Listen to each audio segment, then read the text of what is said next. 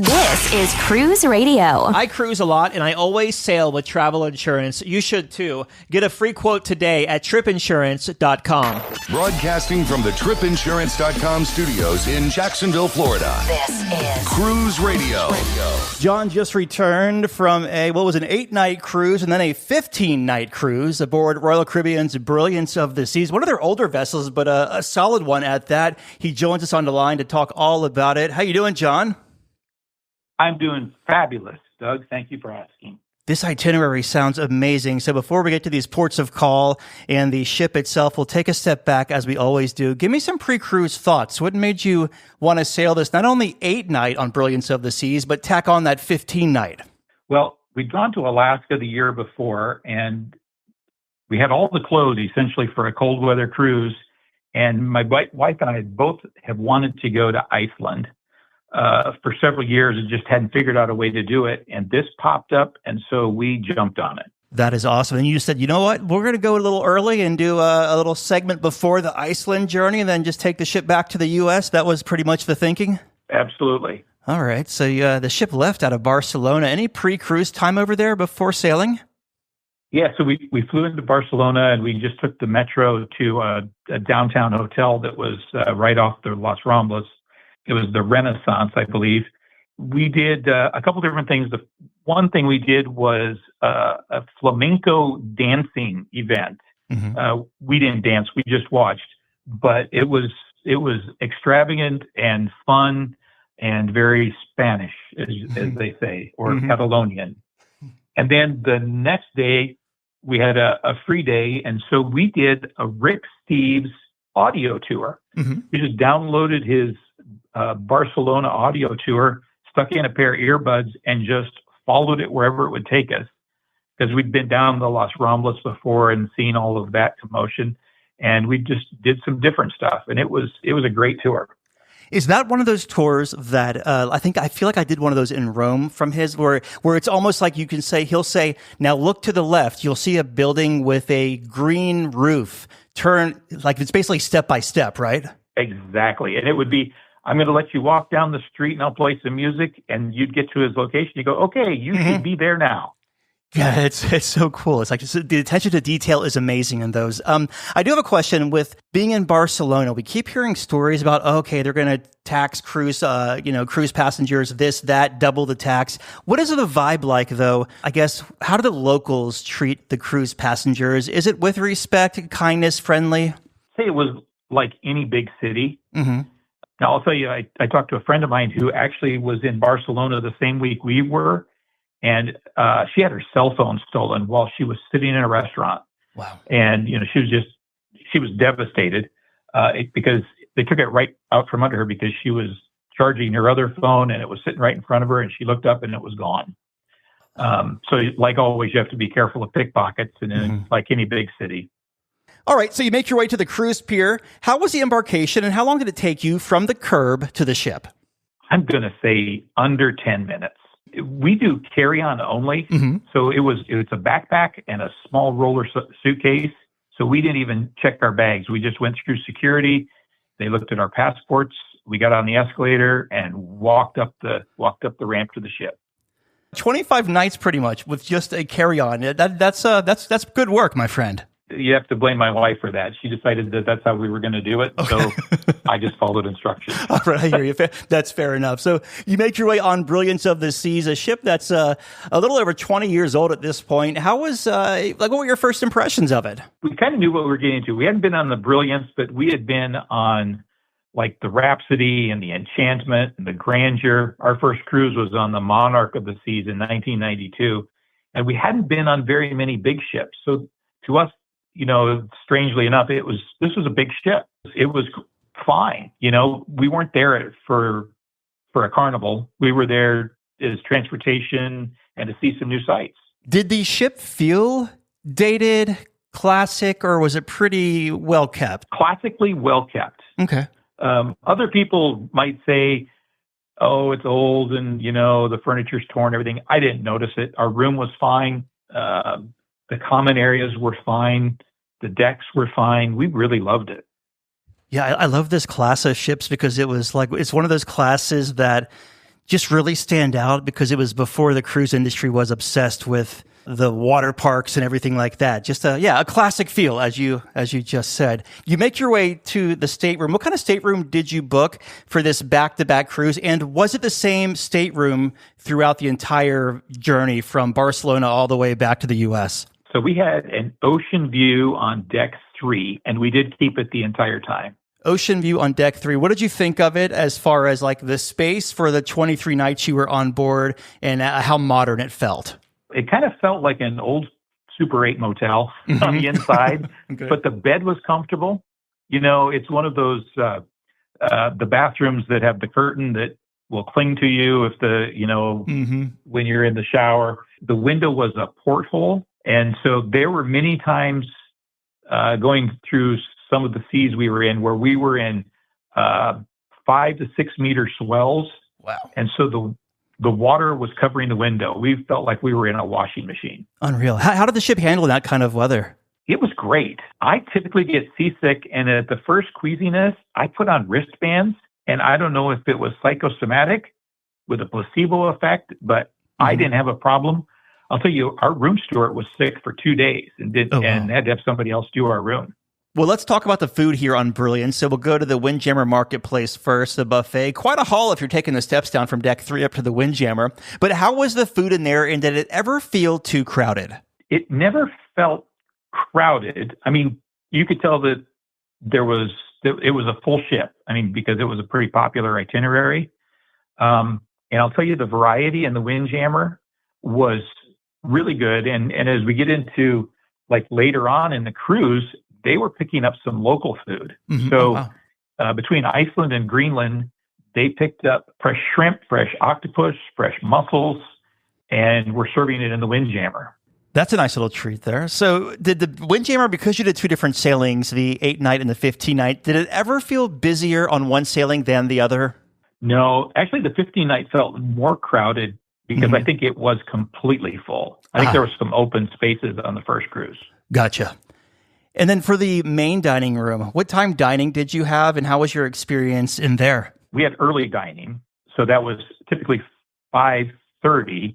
But the second cruise, because there were so many people doing my time and wanted an earlier time, they actually bumped early dining to 4:45 every day. And how was the service and the food? It was excellent. It was absolutely some of the best service and food we ever had. And sitting at the same table with the same serving staff for 25 nights, they got to know everything we wanted. Now, you mentioned that they went and picked up like some local octopus and stuff as you were making your way through the voyage. Did those actually come onto the main dining room menus, or was that more of just a buffet thing? No, just up in the buffet. The main dining room menus stayed the same as any other cruise. I mean, they had Italian night and American night and Caribbean night. We did ask, and they said that they have a total of 30 menus available to choose from. Oh, wow. That are unique, but will repeat items. You know, there'll be steak, every other night, and, there'll be a chicken breast or salmon or something every other night. What meal really stuck out to you? Because all the cruises kind of run together. I have my favorites, so I'll order the beef carpaccio as an appetizer, or the escargot as an appetizer. And I love the lasagna. Spaghetti bolognese is fabulous, so I kind of order the same things that I do. So this ship has a couple of specialty restaurants. They have like Azumi, Giovanni's Table, I believe, and a Chops Grill. Did you do any specialty dining on this 23 nights? We did Giovanni's one night. It was disappointing. Why? Well, I ordered the filet, and it was tough. It was average at best. Did you send it back and tell them? No, because the service was not super fast. My wife ordered the seafood pasta. She said it was great. How about any other? Did you do like chops at all? No, that was the only specialty dining we did that cruise. Okay, so 23 nights, and you just did basically the main dining room in that one night in Giovanni's. Yep. Okay. That's good. How about grab and go around that ship? Maybe like the Park Cafe, or is there a pizza joint or any place by the pool? So there is there was a little grab and go place in the solarium, and it would serve pizza. It had, the roast beef sandwiches that they carve, and there was usually soup there and cookies and fruit and such. And we used that often. Sometimes late at night, we would grab something really quick. And it was okay. There was nothing fabulous about it, but it was okay. The pizza's pretty good. I had soup one night that was fabulous. It had like a lobster bisque or something that was really good. Did you order room service at all? I did not. All right, well, let's talk about the entertainment on this cruise. And I'm curious because you did do a back-to-back. So did the entertainment repeat itself at all? And what did you think of it? So, there would have been a couple of we'll call them the Royal Caribbean singers and dancers that they would repeat from the two different cruises. Royal has, on these Transatlantic, so this would be our third essential Transatlantic, and there is a gentleman, and I cannot tell you his name, but he comes from the Royal Academy of Music in London, and he usually brings a guest with him. And he plays piano and tells stories, and then he usually brings a string player along. And so it's a classical music concert. And for this particular one, they had a violinist on, and she had won a violin concerto competition. And sometimes you get money, sometimes you get something else. She got the exclusive use of a Stradivarius for 2 years. It was incredible music, absolutely the finest classical music you could listen to. And I know that's not everybody's cup of tea, but I'll tell you, the amount of excellence that was there was just incredible. And it was the third time we had seen him, and he had a different guest musician every single time. What type of theater shows were there? We had a couple of magicians, two different ones. One was extremely good. The other one was funny.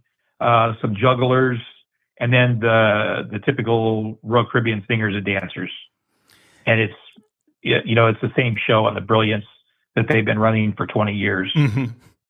It could be, Rock the World, or I can't even remember the name of what it was. It was not something that's memorable, the normal show. The guests were really good, though. How about outside of the show theater? Any venues maybe catch your ear or your eye? So in the Centrum, the ship has got a Centrum. They have this tango group, and I think that they show up on a lot of ships. 2 professional tango players and then a tango band. It was an Argentinian band. Their dancing was almost unbelievable if you were into watching any type of professional dance. Just the lifts and the kicks and the costumes, they were incredible. How about the schooner bar or boleros? There was both a schooner bar and a boleros, and we did spend time. They had a good piano player in boleros, and they had a classical guitarist. So they had a piano player in the schooner bar, and then a classical guitarist in boleros, and they were good. The piano player it's like they have Elton John night, you have Billy Joel night, and there would be sing-along night. They would have trivia in the schooner bar. Let's talk about the sea days. You were on the ship a long damn time. So how were they as far as crowds and congestion? You can kind of compare the 8-night and the 15-night if you'd like. The only thing that would have been different was the seas. Like going through the Bay of Biscay, which was on the first cruise, that was when we had the 5 to 6 meter swells. And then we had them again a little bit near Iceland. I mean, the pool was virtually empty because we were in 45 to 50 degree weather most of the cruise. Right. When we were in between Iceland and Greenland, my wife and I did go out and get in the hot tub to say we were in the Arctic Ocean in a hot tub. Hey, that's something to brag about there. How about the crowds and congestion around? It was great. Most people were, rarely was there a seat in the solarium, because it was an indoor venue. And there wasn't very many people that were out at the pool deck at all. For the first cruise, there was some because it was nicer weather. But otherwise, the hangouts were the solarium and the Viking Crown Lounge and the Diamond Lounge were full most of the time. Before we started recording, you were telling me that you didn't really go into the casino much, at least to play. But I want to ask you, how was the smoke situation in and around the casino? Are you able to talk about that at all? Oh, sure. It's sometimes you have to walk through it on, I think it was on deck 3 or deck 4. Mm-hmm. And it was, I won't say that it was overbearing. I had pretty good filtration in there. You would know that where people were smoking in there, but it wasn't as bad as it could have been, I'm sure. So let's talk about your ports of call here. So what we'll do is we'll talk about the first sailing, the 8-night ports of call, and then we can talk about the back-to-back process as you were, transitioning from the 8-night to the 15, and then we can hit those ports on the back end there. So the 8-night cruise, you leave Barcelona. What was your first port of call, and what did you do? We went to Mallorca, and in Mallorca, this is one of those things where my wife said, this is one of those nickel and dime things. They were charging 20 euros for a 3-mile bus ride. And my wife and I hike a lot, so we just hoofed it into town, and we really just kind of did a walkabout in Mallorca. We went up by the church castle and down by the waterfront and kind of wandered through town and had a couple of cups of coffee at different places, and then hiked back to the ship. Okay, so nice little day there with a couple of cafes involved. And what was after Mallorca? Yep. Then we went to Valencia, Spain. Our plan there was to go to the aquarium in Valencia. It's supposed to be one of the world's finest. And I was looking it up, and it said, you need reservations, and they were booked for the day. So my wife started digging around, and she said, let's go here. And evidently there is a Catholic church there that claims to have the Holy Grail. So Indiana Jones really didn't need to go look for it because it's in this church in Valencia, Spain. They date it back to the mid 500s or 600s that it's been there in this church. Now, was the Holy Grail inside the Catholic Church a big tourist attraction, or did you have the Grail to yourself? No, it was like we kind of walked into the Catholic Church. It was Sunday morning. There was services going to go on, but this was in a separate nave off to the side, and we walked in, and we were in a room there might have been 8 or 10 other people in there with us. All right. And how far was that from the cruise port? Well, we took a bus out there, so I'm going to say it was probably 3 or 4 miles into town. Okay. And then from there, we just we hiked it again. We just explored everywhere we could in town. There's a very modern museum section in the center of town where the aquarium is, and there's an art museum there, I believe. And we were looking for fresh squeezed Valencia orange juice. We found that as well. Love those oranges. After Valencia, where did the ship head next? Lisbon, Portugal. We did another Rick Steves tour, and so we just plugged in the earphones, and it was another one of those turn right, turn left, walk this far, and did a lot of. It was great. I mean, he had so much history in there. One thing we did do was we rode. I think the technical term is a funicular. It's a vertical elevator trolley. We rode that up to this lookout. That is incredible little pasta called a pasta donata. I think it's like a custard pie that's like 2 inches across or whatever, and a couple cappuccinos. But the funicular that we rode on, a week later, the cable broke and 14 people were killed in the accident. Oh my God. So they still haven't repaired it or replaced it yet.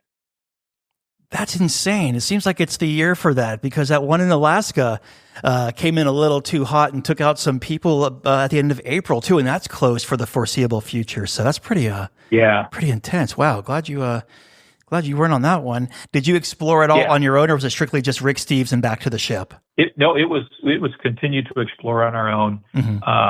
Lisbon is just such a beautiful city, and down by the waterfront, it was really nice. We would go back to Lisbon again just by itself. One of my favorite countries in Western Europe is Portugal. I'm curious, did anything surprise you that maybe you weren't expecting in Lisbon? No, it was cleaner than I expected. I was kind of expecting it to be like Naples, and it was very, very clean. Nothing against Naples, great pizza there, but it can be a real dump at times, especially if they have a trash strike going on, right? Yeah, that place could be interesting. So you did Lisbon, and what was up next? The next was Porto, Portugal, which is a town that I had never, ever heard of. Really? The home of where they make port wine. Mm-hmm. And so we took the cruise shuttle into town, and it's just a beautiful city on the river. There's lots of bridges there. We walked up to the train station, which kind of looks like what you'd expect a Harry Potter train station to look like. Mm-hmm. It was just really, really neat with lots of tile. So like every building in town that's of that age, the walls are all hand carved and painted tile. Yeah. That was really neat.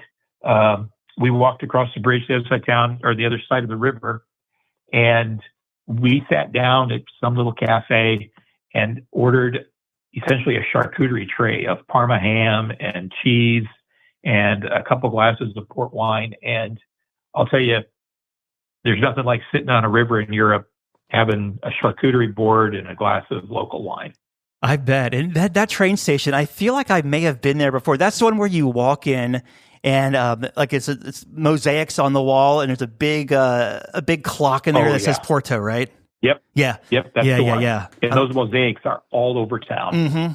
Yeah, such a beautiful area. I didn't realize big ships could go up there. I've only done it twice on a river cruise, never done it on a big ship. So that's cool that you actually went. So after Porto, what was up? Then we went to another town we'd never heard of, La Coruña, Spain. Mm-hmm. And how was your day there? And that was another day of just walking. There is a lighthouse there that they have rebuilt, but the foundation dates back to before Christ. And they even have like the name of, Marcus, whoever, who was the architect and builder, carved into the stones in the base of the lighthouse. Nice. So we climbed that. I think it was 200 or 300 steps up, and it gave a great view of the city. But really, it was an unremarkable town other than the lighthouse. Is that an island, or is it part of mainland Spain? It is part of mainland Spain. So we've done the two ports in Portugal and then Spain, and then after that, then we headed across the English Channel to. Is that where this cruise comes to an end and the next cruise starts, Southampton? Right.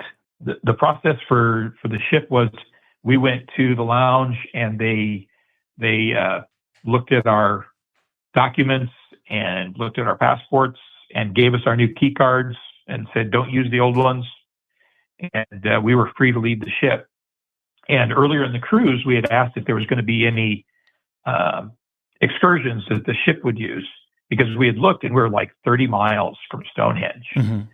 But the process to get there was you have to take transportation out of the port area. Then you have to find a city bus. Then you have to take the train. And then you have to take another bus that gets you to Stonehenge. So it was probably 3-4 days before we got there that we got a thing in our room saying, hey, we're going to go to Stonehenge if you want to go. So we booked a Stonehenge tour, which was great. It was kind of misty, rainy, and just kind of British, You can't walk into Stonehenge. It's fenced off. And the only time they let anybody actually walk in the grounds itself, where you could walk in between the rocks, is at the autumn and spring equinoxes. And they have a big Druid celebration there where the sun comes up on both those days. Was that a day turn for the cruise ship? Like, did it just arrive in the morning and leave in the afternoon? Yep. And so we did the Stonehenge thing, and we got on the bus and we got back to the ship just about the time we needed to be. If we would have tried to do that on our own, we never would have made it. So then you get, the ship leaves Southampton. What was your first port of call now that we're on the 15 night heading from the UK over to the US? Then we went to Glasgow. Oh, it's a little town outside of there called Greenock. And we took the city train, essentially. We just walked over to the train station, which was 6-8 blocks away, and bought a train ticket and took that train into Glasgow. And we did a hop-on, hop-off bus tour around Glasgow. It's just an old city, Mm-hmm. And if there was a train, I said the train station in Porto looked like something from Harry Potter. the Glasgow one looks like they filmed it there. I mean, it is hundreds of thousands of panes of glass overhead and dozens of trains coming into the station. And it's like a shopping mall where the train comes in. And we walked out of there, and it is very British. I mean, fish and chips and ale houses. We got on an open top, hop on, hop off bus. It was probably 50 and raining most of the time we were there. So it was just a very British day. And then Iceland was up next. Where'd you go and what'd you do? Reykjavik. We had one day at sea and we were at Reykjavik. And we had 2 days. We had an overnight in Reykjavik. Nice. And the first day, we originally had booked a trip to Blue Lagoon, which is the volcanic heated lagoon that you can visit. And Royal Caribbean actually canceled that. I'm not sure if they'd got gun shy over volcanic activity in places, and so they canceled that. So we booked it through Viator. And I had seen other people say that when they did that, they said they got instructions. It was like, if you hear the horn, the siren that goes off that says the volcano is erupting, don't panic. Go, change clothes, and come to the bus and leave. We'll leave right away. Well, we didn't have the sirens go off, and we were quite glad because the Viator tour, the bus dropped us off and said, we'll come pick you up in 2.5 hours. Oh, jeez. So we spent our time in the mineral baths, which is quite a fun time. That's a very unique experience. There's a restaurant there and a gift shop, and we had a little lunch there, and then we walked out and waited for the bus. The second day, we did a Golden Circle tour, which takes you up to the Gullfoss waterfalls, mm-hmm. and then to the geyser field, and then to the area where the tectonic plates meet, where North America meets South America. Oh, wow. And that was probably a 10-hour tour. And we ate lunch out at the Gullfoss waterfall, which was like fresh local salmon, and it was fabulous. Walk us through what it's like going to the Blue Lagoon. I did a thermal, lagoon in Canada once where you hop in the shower and then jump into this area. I'm sure it's much different. The pictures look totally different than my Canadian experience. So, yeah, walk us through that. And what did you think? You take a shower before you get in. Okay. And then you walk into the water, and the water has got so much silica in it that if you stick your hand in the water and then you lower your hand 6 inches, you can't see your hand. The admission fee, this was just the basic admission fee, and I can't remember how much it was. I want to say it was $60 or $70. It mm-hmm. included one mineral mask. So you'd walk up to this area, they'd have the equivalent of like a paint stir stick, and they would dip it in some mud and slap it on your hand, and then you rub that on your face, mm-hmm. and they were supposed to take it off at 10 minutes later.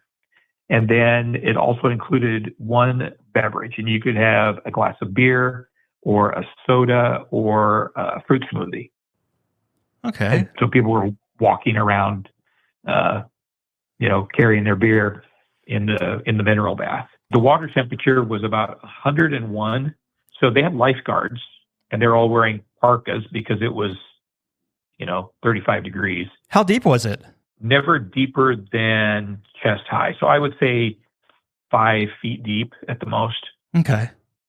And it appeared to cover, the equivalent of, 2 football fields maybe. It was huge. Thanks for sharing that. The photos just make it look so appealing. So you wrap up 2 days in Iceland, and you're over to Greenland next? We had a day at sea. Probably one of the best parts of that was our cruise director said, okay, there may not be northern lights.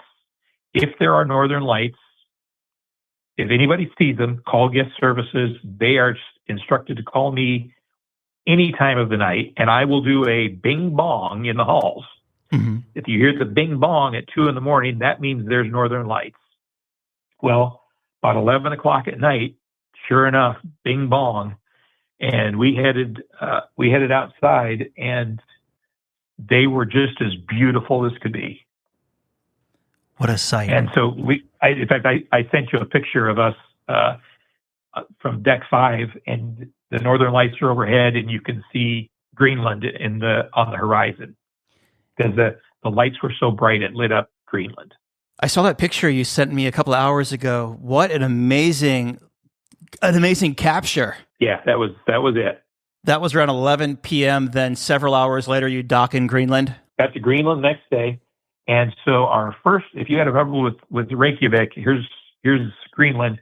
We were in Qaqortoq, and Qaqortoq was a tender port. Mm-hmm. So we tendered in, and I don't know, there might have only been 1,000 people that lived in Qaqortoq. It was a fishing village. They had a little tourist booth there from the Visitors Bureau that you could buy Greenland things. You could get a sweatshirt, or you could get a mug or oven mitts or whatever. Mm-hmm. And then there were a couple local vendors. There was one guy who was selling gemstones that are only found in Greenland. And then the houses are painted, bright reds and blues. The walking trails has got faces carved into the granite. So one of the tours that you could do was a walking tour where you could go, and they would tell you about the faces that are carved into the granite. We did talk to one person who did a tour that was in a person's home, and they fed them a traditional meal and pastries and cookies and tea. And the woman, they said, was probably in her late 70s that did this, invited them into her home. But we felt that it was obvious they didn't want company. I mean, it was like no food no free Wi-Fi, no restrooms, not enough food for guests. There was one pub that was open that people were having some local beer or something. The town of Qaqortoq, there's roads in the town, and there's a road that goes to the airport. But if you want to leave, you have to go by boat or helicopter. Did it feel like they were, I don't know, anti-cruise? Or was it just that the town is so small that they only had enough for their residents? No one was really friendly, but they weren't rude. It was just, we were just kind of ignored. So then after your day there, what was up next? Then was Nuuk, Greenland, which is the capital. Mm-hmm. We did another walk into town. About here is when we started seeing icebergs everywhere. The captain was supposed to go do one of the captain talks, and he didn't come down, and his first mate said, "Captain's kind of busy right now, so we're not going to bother him. We're going to let him get through this." It was 35 degrees and raining most of the day in Nuuk. And we went to a grocery store, saw some of the statues in town, took some pictures. It's a great place to visit. I think the big thing for both Nuuk and Qaqortoq would have been either the iceberg viewing where you go out in a rib boat, or a whale watching tour. And if I ever go back there, I may do one of those. I remember, it might have been last year or the year before, someone sent a photo of the weekend for Cruise News Today, and it was one of the icebergs outside of Nuuk, and I thought it was AI. It didn't look real. It was so darn big. And then I was researching it more. I'm like, wow, this area is covered with icebergs. I didn't realize that. Yeah, there was one that went by us that was the size of a 10-story building above ground, above the water. Unreal. So did you do anything else there, or did you wrap up your day? We wrapped up our day there. It was just kind of cold and chilly while we were there. Mm-hmm. And then what was up next after Nuuk? After Nuuk, we had 2 days at sea, and then we were in Sydney, Nova Scotia, which is a nice little town. We did a Canadian thing. We went to Tim Hortons and had a donut and coffee. All right. Well, there you go. That works. Yeah, it was very nice. It isn't a place that it's like I would jump up and down to go back to. However, I would to the next port, and that was Halifax. And Halifax is just a beautiful town. There's a boardwalk along the waterfront. We went to the Maritime Museum, mm-hmm. which was, that was just fascinating. They had ships there that had years of work in them. One of them said it had over 3,000 man hours, and it was probably, we'll say 8 to 10 feet long, and it was all handmade. Wow. And they had numerous ships. Watching other cruise bloggers, I took a trip that Tony from La Lita Loca did, and that was on the duck boat. Mm-hmm. And so we did a duck boat tour that went up by the Citadel, which is the old fort, and went out into the water and did cruise the waterfront, as they say. And that was a lot of fun. It was a sunny day, about 60 degrees, and we just had a great time there. So much interesting history in Halifax, that early explosion back in the early 1900s. And thousands of people were, when we learned about that, that was something. Obviously, the Titanic cemetery is there. And then it was the TWA 800 flight that went down right off the coast there. They have that big memorial there too. So a lot of history linked to Halifax. Sarah, I got a question because you like classical music. So when you were in Sydney, the question I had was that a fiddle or a violin at the cruise port? A violin and a fiddle are the same instrument, just how you play them is different. I didn't realize that. All right, so you leave Halifax. What was up next? Then we just had a day at sea, and we got to Boston, which was our disembarkation point. So after being on the ship 23 days, you're debarking in Boston. So how was I guess we've been hearing a lot lately about ships coming into port, especially transatlantics, and it taking a little while to clear customs and everything. How was the customs clearance and the debark here? Customs there was pretty good. The tough one was getting into Southampton, because we had to go through the whole security thing. And, they have that UKET or whatever it is that you have to pay, we'll say 10 euros or 10 pounds to get where they run it through security. So we did that. And it right in the email that you get from it, it says, we're done. It's attached to your passport. You don't need anything else. So we're going to go through customs to get into the UK.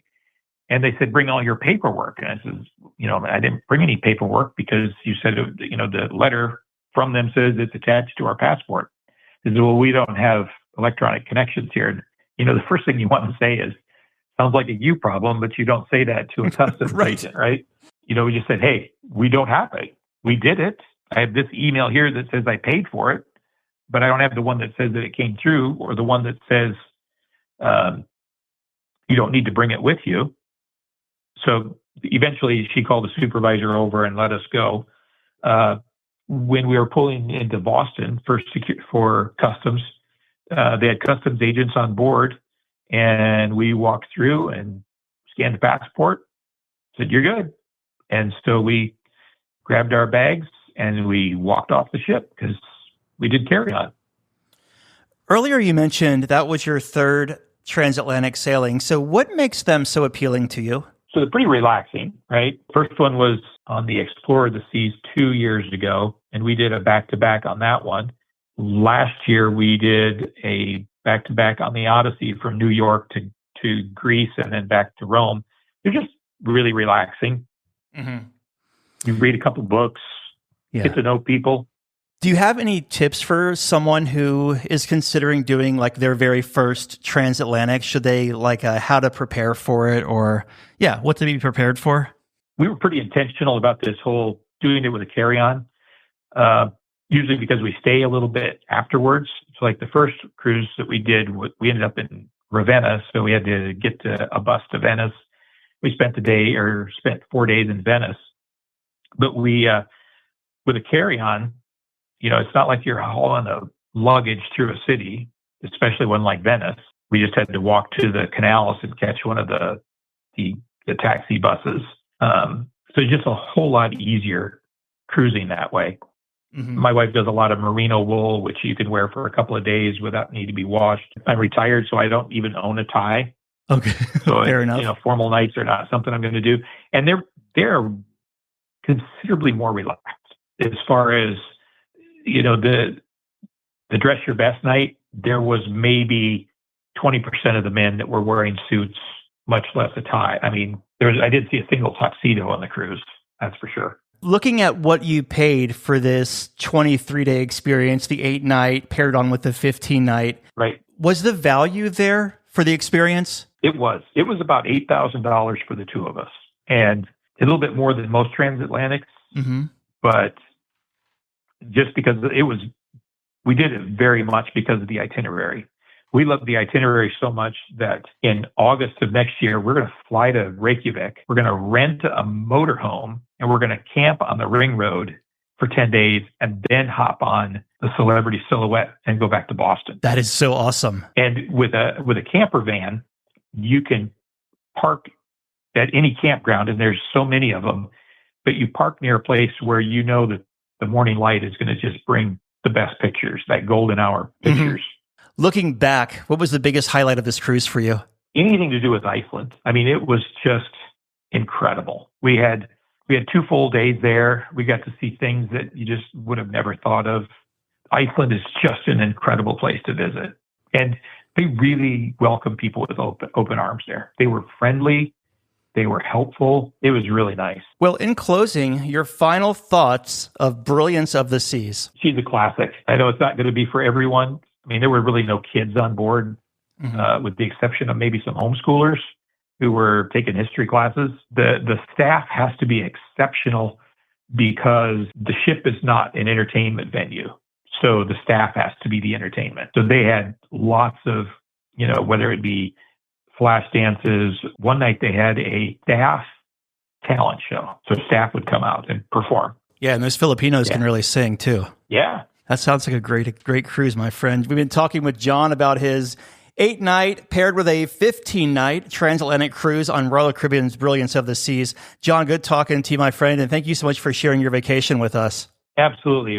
I'm excited that I got to share it with you. Just back from a cruise? Let's talk about it. Email Doug at cruiseradio.net. A big question we get at Cruise Radio is, how do I know if I need trip insurance? Simple answer. If you're getting on a plane, taking a road trip, or getting on a cruise ship, you need to have travel insurance. Hey, it's Doug Parker from my friends at tripinsurance.com. Not only does tripinsurance.com protect your vacation investment, but it also gives you peace of mind in case anything were to go wrong on your trip.